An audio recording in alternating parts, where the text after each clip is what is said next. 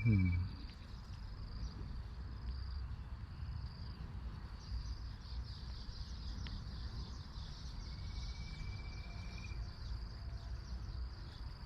ือว่ากันสวะได้ดีมากนะครับ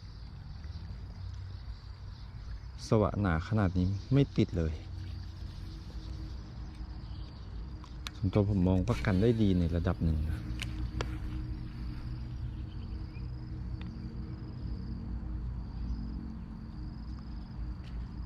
โหกัดไม่โดนครับ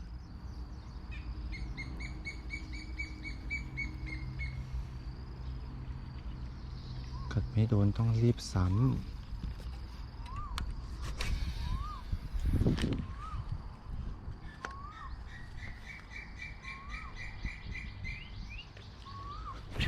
อยู่แล้วครับท่านผู้ชมอยู่แล้วมันติดผักมันคาบผักมาด้วยครับ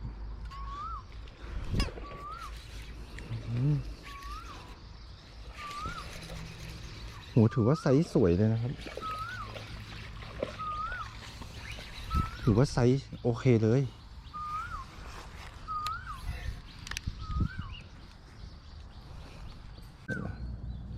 นี่นะครับเหยื่อที่ใช้เป็น King Fox King Snake นะครับเต็มปากเต็มคำครับ